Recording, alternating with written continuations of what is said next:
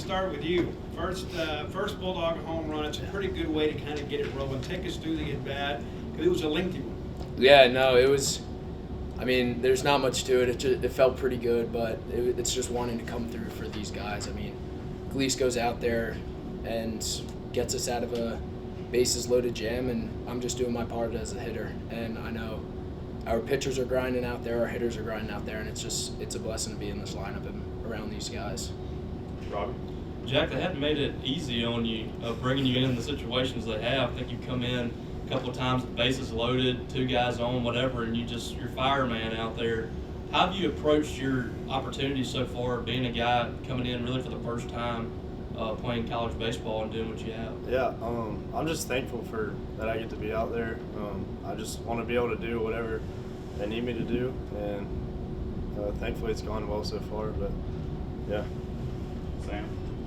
Aidan, you've been able to get on base a lot, walks, and I think 3 hit-by pitches now. Yeah. But Coach O'Connor was talking about how maybe still, from just a hitting standpoint, you haven't been meeting your expectations yet.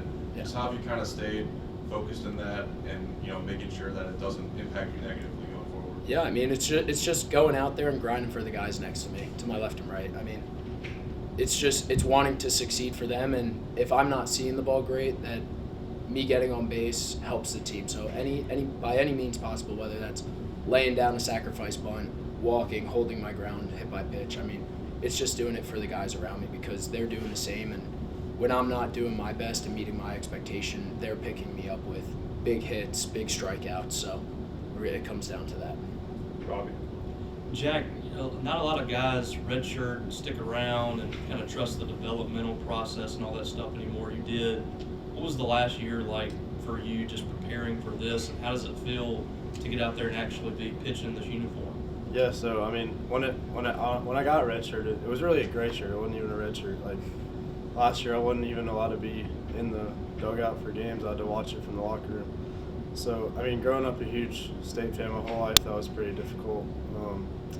But when I had the meeting with Parker about it, it was just kind of like I was thankful for him doing that to me because it was the best thing that ever happened to me because I just got a year of getting stronger, getting bigger, a year of just focusing on my stuff, and yeah. But now being out there is just a dream come true, and yeah. What do you think was the biggest thing that you needed to learn for that first year? I think it was that I'm not just gonna come in here and like be amazing. Like it takes development and it takes hard work. Yeah, hard work's the biggest thing I'd say. Doug? Jack, I know Bryce has said before that he grew up a Mississippi State fan. I think it was the Alumni magazine last year did a feature story on your family.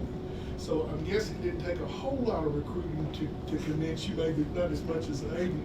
What's it like to play on your family and your dream team? Yeah, I mean, it's unreal. Like, my grandmother was the first ever Miss MSU. My dad played football here.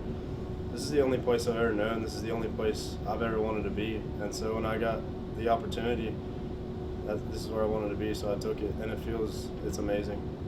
Steve? Aidan, 9-game homestand's over. Finished 9-0. Going to play in a big league ballpark against some of the top teams in the country this weekend. Kind of take me through the transition now to kind of get mentally prepared for the road trip. Yeah, I mean, it's just going out and continuing to do what we do. I mean, we're going to keep playing our game, and it's just a different scenery. The game doesn't change. It's being focused on us and what we do and not focusing on the other team and just going out there and playing ball. It's the simple game, and we just got to continue to keep it in perspective with what we do. Colin? Hey, you've talked about how everyone's just kind of playing for each other and the group's really come together, and certainly with everyone getting a chance to play, people are delivering. I know Coach said he's going to whittle it down eventually, but what's that like right now in the locker room where everyone's getting hits, everyone's eating? Yeah, we're rooting for each other. I mean, whenever somebody steps up, there's no animosity towards one another. It's next guy up, and whoever gets up there, we want them to get the job done. It's all about each other. It's all about the team. It's individually. Nobody gives a crap what you do at the plate. If there's a win in the column, that's all that matters. So that's really what we care about, and that's what's driving this team right now. Got time for one more, David? check, even though the stat sheet just shows a few hits and runs like that. They were pretty pesky at the plate there. What were they doing to make y'all work as pitchers? They were, I mean, even from the beginning, Kirk went out there and they were chirping him on his warm-up pitches, but yeah, they were good hitters and just making us throw strikes and dominate the zone, pitch with conviction.